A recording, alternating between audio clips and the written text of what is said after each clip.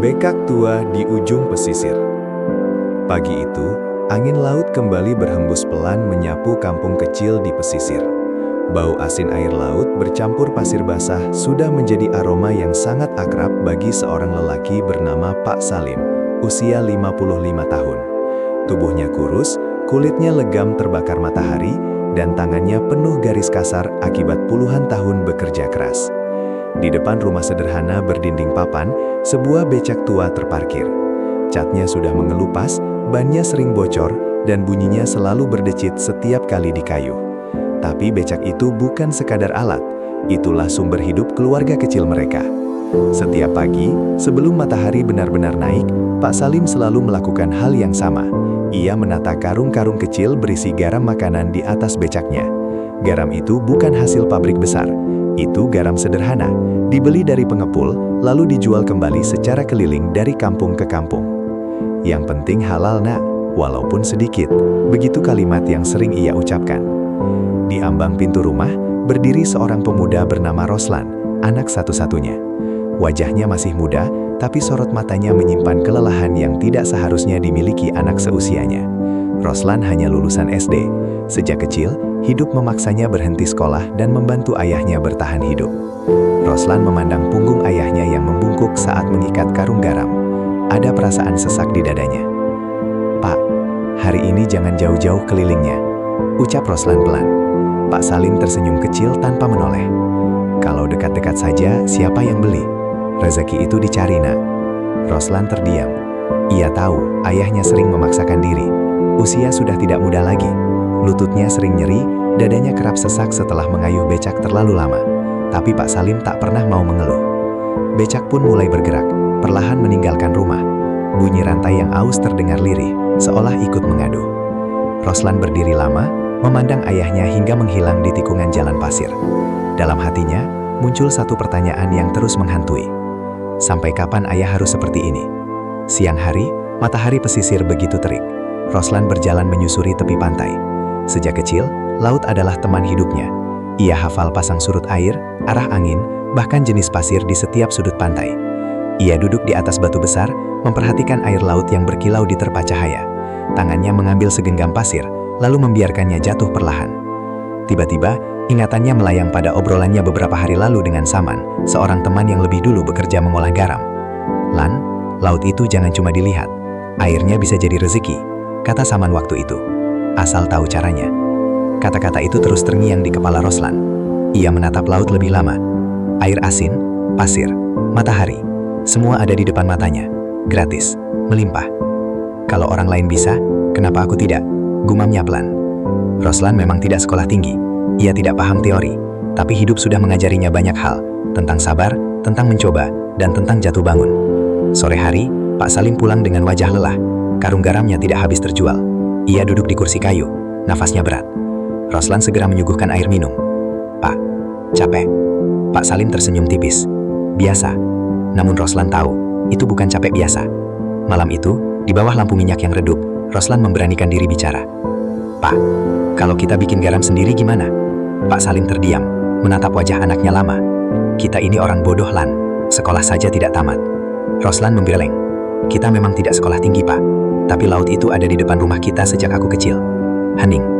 Hanya suara ombak yang terdengar dari kejauhan. Pak Salim menarik nafas panjang. "Kalau gagal?" Roslan menunduk, lalu menjawab mantap. "Lebih baik gagal mencoba, Pak, daripada ayah terus mengayuh becak sampai jatuh di jalan." Kata-kata itu menancap di hati Pak Salim. Malam itu, untuk pertama kalinya setelah bertahun-tahun, Pak Salim tidak langsung tidur. Ia memandang tangan kasarnya sendiri, lalu menatap wajah anaknya yang penuh harapan. Di luar rumah, laut tetap berombak tenang, seolah menyimpan rahasia besar yang belum mereka sadari. Dan disitulah segalanya akan dimulai. Air laut, pasir, dan kegagalan pertama. Pagi itu, Roslan bangun lebih awal dari biasanya.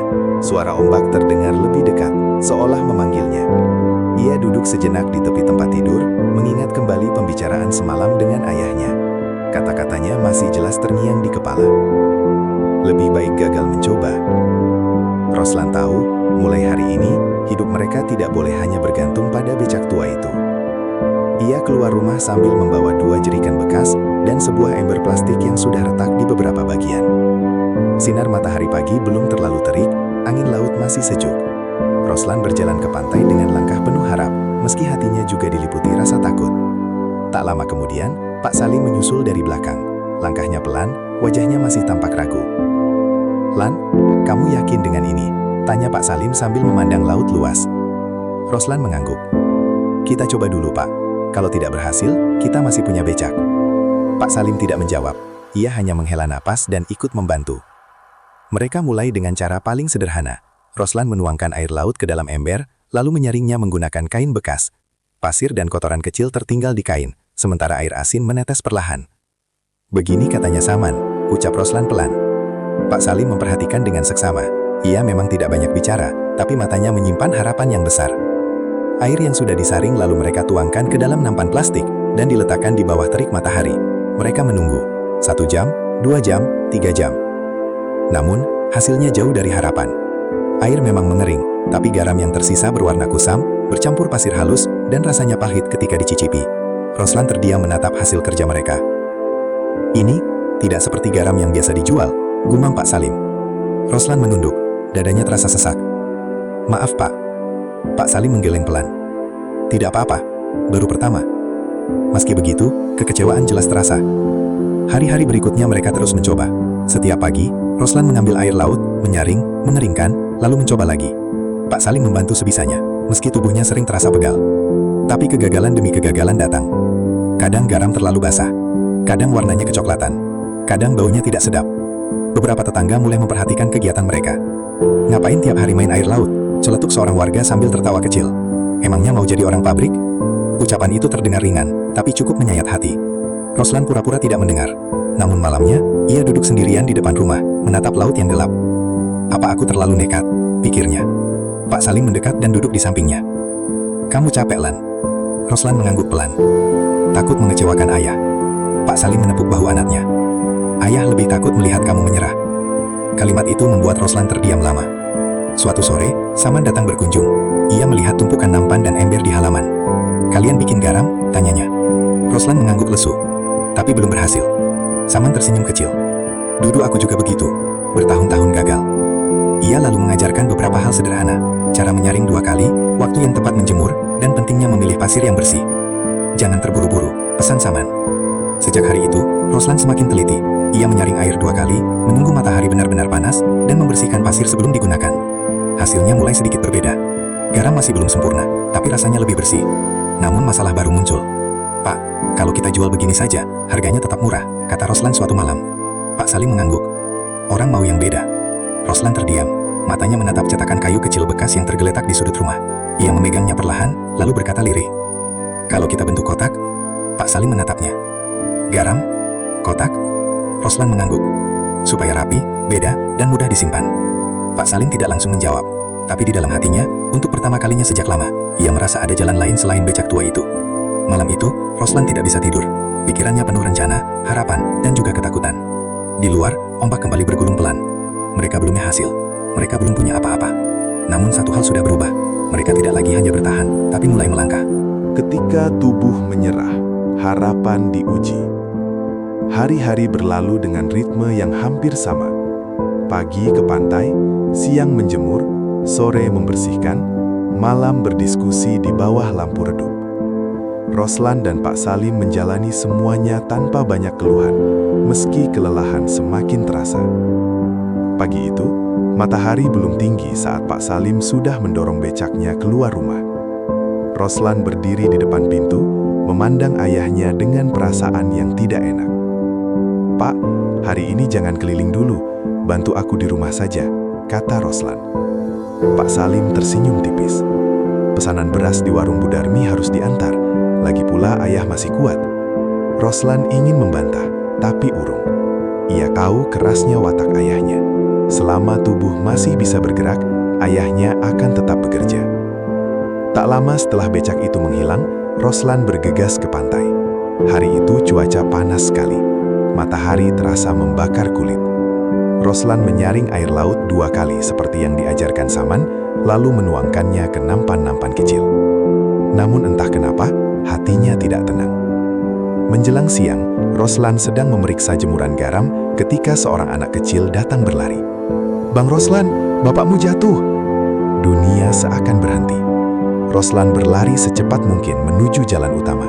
Di sana, Pak Salim terbaring di pinggir jalan, becaknya terguling. Beberapa warga mengerumuni.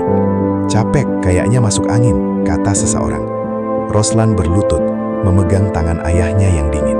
Pak," Pak Salim membuka mata perlahan. "Maaf Lan, ayah pusing." Dengan bantuan warga, Pak Salim dibawa pulang. Hari itu, becak tua itu tidak lagi bergerak. Malamnya, rumah mereka sunyi. Pak Salim terbaring lemah, nafasnya berat. Roslan duduk di sampingnya, memegang tangan ayahnya erat-erat. "Kalau ayah kenapa-kenapa?" Suara Roslan bergetar. Pak Salim tersenyum lemah. "Jangan bilang begitu, ayah cuma capek." Namun Roslan tahu, usia dan kelelahan telah menumpuk bertahun-tahun. Sejak hari itu, Pak Salim tidak lagi bisa keliling. Tubuhnya sering menggigil, kakinya sulit digerakkan. Roslan kini memikul semuanya sendiri. Mengurus ayah, mencoba membuat garam, dan memikirkan biaya hidup. Beberapa hari berlalu tanpa pemasukan. Roslan mulai gelisah. Ember-ember berisi garam setengah jadi menumpuk. Hujan datang tiba-tiba dan merusak sebagian jemuran. Malam itu, Roslan duduk di depan rumah, menunduk lesu. "Aku gagal." Pak Salim memanggil Roslan dengan suara pelan. "Lan, kemari." Roslan mendekat. "Kalau memang ini terlalu berat, ayah rela kamu kembali keliling," kata Pak Salim lirih. Roslan menggeleng kuat. "Tidak Pak, justru karena ayah jatuh, aku tidak boleh berhenti." Air mata Roslan jatuh tanpa ia sadari. Untuk pertama kalinya, Pak Salim melihat anaknya menangis. "Ayah tidak ingin mati di jalan sambil mengayuh becak," lanjut Roslan dengan suara tertahan. "Aku ingin ayah melihat hasil kerja kita." Pak Salim menutup mata. Air mata menetes dari sudut matanya. Keesokan harinya, Roslan kembali ke pantai sendirian. Langkahnya berat, tapi tekadnya bulat. Ia mengingat semua kegagalan, semua ejekan, dan wajah ayahnya yang terbaring lemah. Ia memperbaiki cara kerjanya, menyaring lebih pelan, menunggu panas matahari yang tepat, membersihkan setiap pasir kecil yang tertinggal. Saat sore tiba, ia memegang hasil jemuran dengan tangan gemetar. Garam itu lebih putih, lebih bersih, dan rasanya tidak lagi pahit. Roslan tersenyum kecil, meski matanya basah. Ia pulang membawa harapan kecil itu dan menunjukkannya. Garam kotak pertama. Pagi itu udara terasa berbeda. Matahari belum terlalu tinggi, tapi sinarnya sudah hangat menyentuh kulit. Roslan berdiri di halaman rumah, menatap nampan-nampan berisi air laut yang telah ia saring sejak subuh. Tangannya bergerak pelan, lebih hati-hati dari biasanya. Setiap tetes air asin seolah membawa harapan yang besar. Ia tidak ingin mengulang kegagalan, tidak ingin melihat ayahnya kembali terbaring lemah, dengan wajah penuh rasa bersalah. Di dalam rumah, Pak Salim duduk bersandar di kursi kayu. Tubuhnya belum sepenuhnya pulih. Kakinya masih sering gemetar jika terlalu lama berdiri, namun matanya terus mengikuti setiap gerakan Roslan dari kejauhan. "Lan, jangan dipaksakan," ucap Pak Salim pelan. Roslan menoleh dan tersenyum tipis. "Aku pelan-pelan saja, Pak." Hari itu Roslan bekerja tanpa terburu-buru. Ia menyaring air laut 2 kali, bahkan 3 kali. Kain saring dicucinya setiap kali selesai dipakai. Pasir-pasir kecil ia singkirkan satu persatu. Ia menunggu matahari benar-benar panas sebelum mulai menjemur. Waktu terasa berjalan sangat lambat. Siang menjelang, panas semakin menyengat. Keringat mengalir di pelipis Roslan, tapi ia tidak berhenti. Beberapa kali ia mengecek air yang mulai menguap. Perlahan, kristal-kristal putih mulai terlihat. Roslan menahan napas. Ketika air benar-benar mengering, ia memegang hasilnya dengan hati-hati. Garam itu terasa halus di jari. Warnanya lebih putih dari sebelumnya. "Pak, lihat ini," panggil Roslan dengan suara bergetar. Pak Salim berdiri pelan, berjalan mendekat dengan langkah tertatih. Ia mengambil sedikit garam, mencicipinya. "Hening, tidak pahit," kata Pak Salim akhirnya. Roslan tersenyum lebar. Senyum pertama yang benar-benar lepas setelah sekian lama. Sore harinya, Roslan mengambil cetakan kayu kecil yang telah ia haluskan semalam. Cetakan itu sederhana, berbentuk kotak, bekas potongan kayu yang dirakit seadanya. Ia mencampur garam basah dengan sedikit air, lalu menekannya perlahan ke dalam cetakan. Tangannya gemetar, ia takut gagal lagi. Pelan-pelan, ia mengangkat cetakan itu. Sebuah garam berbentuk kotak tergeletak di atas papan kayu. Tidak sempurna, sudutnya belum rapi, Permukaannya masih kasar, tapi bentuknya jelas. Kotak. Roslan terduduk lemas. Matanya berkaca-kaca. Pak Salim memandang lama hasil itu, lalu berkata dengan suara lirih, "Ayah belum pernah lihat garam seperti ini." Roslan tertawa kecil, bercampur tangis. Malam itu, mereka membuat beberapa kotak lagi. Tidak banyak, hanya cukup untuk satu nampan kecil. Mereka menyusunnya rapi di atas kain bersih, lalu menutupnya dengan hati-hati. Roslan hampir tidak bisa tidur. Pikirannya dipenuhi bayangan. Apakah orang mau membeli? Apakah ini cukup layak dijual? Keesokan harinya, Roslan membawa beberapa potong garam kotak itu ke warung kecil di ujung kampung. Ia berdiri lama di depan warung, ragu untuk masuk. Akhirnya, ia memberanikan diri. "Bu, saya punya garam," ucapnya pelan. Pemilik warung menatap bingung. "Garam kok kotak?" Roslan tersenyum gugup. "Buatan sendiri, lebih bersih." Pemilik warung mengambil satu, memegangnya, lalu mencicipi sedikit. Rasanya enak." Kalimat itu membuat dada Roslan berdebar. "Taruh saja 2 dulu," lanjut ibu itu. "Nanti kalau laku, saya tambah." Roslan pulang dengan langkah ringan, bukan karena uang, tapi karena percaya diri yang mulai tumbuh. Di rumah, Pak Salim menunggu dengan cemas. "Bagaimana?" tanya Pak Salim. Roslan tersenyum.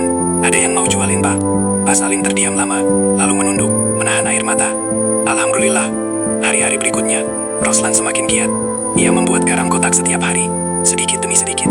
Ia mulai menambahkan yodium sesuai petunjuk sederhana yang ia dapat dari Saman. Prosesnya lebih rumit, tapi hasilnya lebih baik. Beberapa tetangga mulai melirik. "Garam apa itu? Kok beda bentuknya?" Ada yang penasaran, ada juga yang mencibir. Namun Roslan tidak peduli. Ia fokus pada satu hal, membuat yang terbaik. Suatu sore, Pak Salim duduk di depan rumah, memandang jemuran garam kotak itu. Wajahnya tampak lebih tenang. "Lan, mungkin ayah memang harus berhenti mengayuh beca," ucapnya pelan. Roslan terdiam, lalu mengangguk. Disitulah Roslan sadar, garam kotak itu bukan hanya mengubah penghasilan mereka, tetapi juga mengubah masa depan ayahnya. Dan perjalanan mereka baru saja benar-benar dimulai. Ketika rezeki datang, ujian mengikutinya. Sejak garam kotak mulai dipajang di beberapa warung kecil, kehidupan Roslan dan Pak Salim perlahan berubah. Tidak drastis, tidak tiba-tiba kaya, tapi lebih stabil. Setiap 2 atau 3 hari, selalu ada saja uang kecil yang masuk. Roslan mencatat semuanya di buku bekas. Ia menghitung dengan teliti berapa yang terjual, berapa yang harus disisihkan untuk membeli yodium, kain saring, dan plastik pembungkus. Pak Salim kini lebih sering duduk di rumah. Tubuhnya memang belum sepenuhnya kuat, tapi wajahnya terlihat jauh lebih tenang. Ia tidak lagi harus memaksakan diri mengayuh becak di bawah terik matahari. Namun perubahan itu tidak luput dari perhatian orang-orang sekitar. Beberapa tetangga mulai bertanya, "Lan, garammu kok bisa laku? Itu pakai bahan apa?" Roslan menjawab seadanya. Ia tidak menyombongkan diri. Ia hanya mengatakan bahwa itu hasil laut dan kerja pelan-pelan. Tapi tidak semua orang menyukai perubahan. Suatu sore, Roslan mendengar bisik-bisik saat melewati pos ronda. "Baru kemarin jual garam keliling, sekarang sok bikin pabrik kecil," kata seseorang. "Garamnya jangan-jangan pakai bahan aneh." Roslan menahan langkah, dadanya terasa panas, tapi ia memilih diam dan melanjutkan jalan. Di rumah, Pak Salim memperhatikan wajah anaknya yang murung. "Ada apa?" tanya Pak Salim. Roslan menggeleng. "Tidak apa-apa, Pak." Namun malam itu, kabar buruk datang. Seorang pemilik warung mendatangi rumah mereka. "Lan, sementara garamnya jangan dititip dulu," katanya pelan. "Ada yang bilang garammu tidak aman." Roslan terdiam. "Tidak aman bagaimana, Bu?" Ibu itu mengangkat bahu. "Saya juga tidak tahu, katanya belum jelas izinnya." Setelah ibu itu pergi, Roslan duduk lunglai. Hasil kerja berhari-hari terasa runtuh dalam sekejap. Pak Salim memejamkan mata. "Beginilah kalau mulai kelihatan naik," katanya lirih. Ujian datang. Keesokan harinya, Roslan tidak ke pantai. Ia duduk termenung di depan rumah. Ember-ember kosong tergeletak tak terpakai. Apa aku salah melangkah? Siang itu, Saman datang. Ia mendengar kabar tentang gosip yang beredar. "Lan, orang kalau belum bisa, biasanya menjatuhkan," kata Saman. "Kalau kamu yakin bersih, buktikan." Roslan menatapnya. "Bagaimana caranya?" Saman berpikir sejenak. "Perbaiki kemasan, jelaskan cara buatnya, jangan sembunyi." Kalimat itu membuka pikiran Roslan. Malamnya, Roslan dan Pak Salim bekerja bersama. Mereka membersihkan tempat produksi, mengganti kain saring, dan membungkus garam dengan plastik lebih rapi. Roslan menulis kecil di kertas, "Garam laut bersih, disaring, beriodium." Sederhana, tapi jujur. Beberapa hari kemudian, Roslan memberanikan diri mendatangi warung-warung kembali. Ia tidak memaksa, ia hanya menjelaskan dengan tenang. Kalau ibu mau lihat prosesnya, silahkan ke rumah. Sikap itu membuat beberapa pemilik warung luluh. Satu warung menerima kembali, lalu dua, lalu tiga. Perlahan, kepercayaan tumbuh kembali. Namun di sisi lain, Pak Salim mulai batuk-batuk jika terlalu lama berdiri. Roslan melarangnya bekerja berat. "Pak, sekarang tugas ayah jaga rumah saja," kata Roslan. Pak Salim tersenyum. "Jadi ayah ini sudah pensiun?" Roslan tersenyum balik. "Pensiun dari becak." Mereka tertawa kecil. Suatu sore, seorang pedagang dari kampung sebelah datang. Ia melihat garam kotak itu dan tertarik. "Kalau saya ambil rutin, bisa?" tanyanya. Roslan terkejut. "Berapa, Pak?" "Tidak banyak dulu, tapi tiap minggu." Roslan mengangguk cepat. Dadanya berdebar. Malamnya, Roslan duduk di samping ayahnya. "Pak, kita tidak kaya, tapi kita sudah tidak kelaparan." Pak Salim menatap anaknya dengan mata berkaca-kaca. "Itu lebih dari cukup." Di luar, ombak berdebur pelan. Gosip belum sepenuhnya hilang. Ujian belum selesai. Pagi itu, matahari baru saja naik ketika Roslan membuka pintu rumah. Udara terasa sejuk dan suara ombak terdengar lebih tenang dari biasanya. Di sudut halaman, becak tua itu masih terparkir. Sudah beberapa minggu tidak bergerak. Debu tipis mulai menempel di rodanya. Roslan memandangnya lama. Becak itu saksi hidup ayahnya. Saksi lapar, hujan, panas, dan jatuh bangun selama puluhan tahun. Tapi kini, untuk pertama kalinya, becak itu tidak lagi menjadi satu-satunya sandaran hidup. Pak Salim keluar dari dalam rumah dengan langkah pelan. Ia membawa sapu kecil, lalu mulai membersihkan halaman. "Pak, duduk saja," kata Roslan. "Biar aku yang bereskan." Pak Salim tersenyum. Badan ayah memang tidak sekuat dulu, tapi ayah masih ingin berguna. Roslan tidak membantah. Ia tahu, bekerja adalah cara ayahnya menjaga harga diri. Hari itu, Roslan mendapat pesanan lebih banyak dari biasanya. Garam kotak mereka mulai dikenal di 2 kampung sekitar. Tidak besar, tapi cukup untuk membuat mereka kewalahan jika dikerjakan sendiri. Roslan mulai berpikir keras.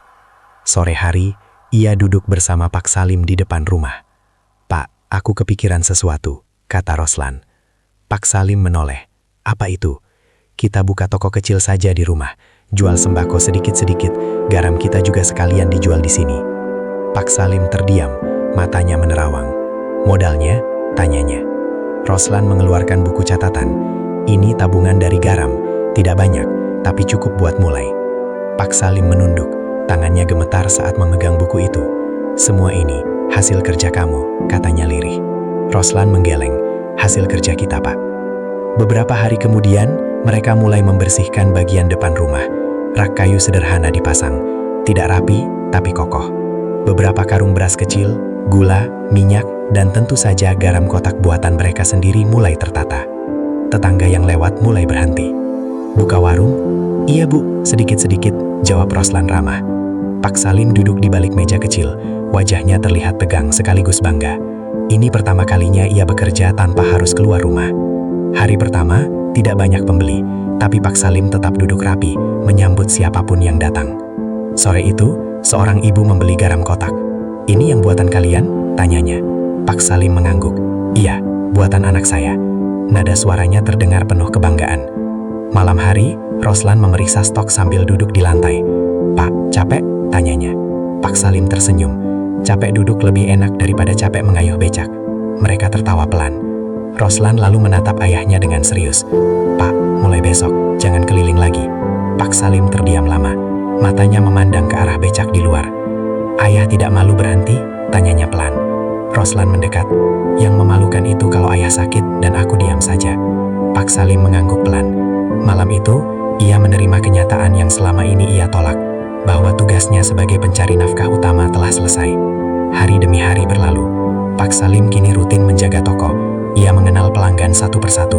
Senyumnya selalu ramah. Batuknya mulai berkurang. Wajahnya tampak lebih segar. Roslan bekerja di belakang rumah, membuat garam kotak dengan lebih tenang. Tidak lagi dikejar rasa takut. Suatu sore, Pak Salim memanggil Roslan. "Lan, ayah bangga sama kamu," katanya tiba-tiba. Roslan terdiam, dadanya sesak. "Kenapa tiba-tiba, Pak?" "Karena kamu tidak hanya menyelamatkan hidup kita," lanjut Pak Salim, tapi juga menyelamatkan martabat ayah. Air mata Roslan jatuh. Ia memeluk ayahnya erat. Di depan rumah, becak tua itu masih ada. Tidak dibuang, tidak dijual. Dibiarkan sebagai pengingat. Pengingat bahwa mereka pernah sangat susah. Dan bahwa kerja keras benar. Garam kotak yang mengubah takdir. Pagi itu, langit tampak cerah seperti memberi restu. Roslan berdiri di belakang rumah, menata garam kotak yang baru saja selesai dijemur. Tangannya sudah terbiasa dengan pekerjaan itu. Gerakannya tenang, rapi, dan penuh keyakinan. Tidak ada lagi rasa ragu seperti dulu. Di depan rumah, toko kecil mereka mulai ramai. Pak Salim duduk di kursi kayu sambil melayani pembeli satu persatu. Wajahnya kini jauh berbeda dari beberapa bulan lalu. Kerut lelah masih ada, tapi sorot matanya hidup kembali. "Garam kotaknya 2, Pak," ucap seorang ibu. Pak Salim tersenyum lebar. "Iya, Bu, ini yang terbaru, lebih padat." Roslan memperhatikan dari kejauhan. Dulu, ayahnya menghabiskan hari di jalanan dengan becak. Sekarang, ayahnya bisa bekerja dengan tenang, tanpa memaksakan tubuhnya. Becak tua itu masih terparkir di sudut halaman, tidak lagi digunakan, tapi juga tidak disingkirkan. Bagi mereka, becak itu bukan barang rongsokan, melainkan pengingat perjalanan hidup. Suatu hari, seorang petugas dari kecamatan datang bersama kepala desa. Mereka mendengar kabar tentang garam kotak buatan Roslan yang mulai beredar ke beberapa kampung. "Kami hanya ingin melihat prosesnya," kata kepala desa ramah. Roslan sempat gugup, tapi ia menjelaskan semuanya dengan jujur, dari penyaringan air laut, pengeringan, hingga penambahan yodium. Petugas itu mengangguk-angguk. Bagus, sederhana, tapi bersih. Bagi Roslan itu bukan soal pengakuan, tapi rasa percaya diri yang selama ini tidak pernah ia miliki. Malam hari, setelah toko tutup, Roslan duduk bersama Pak Salim di teras rumah. Angin laut berhembus pelan, suara ombak terdengar tenang. "Lan," kata Pak Salim pelan, "kalau dulu ayah keras kepala, maafkan." Roslan menoleh. "Ayah tidak salah, Pak. Ayah hanya ingin aku hidup."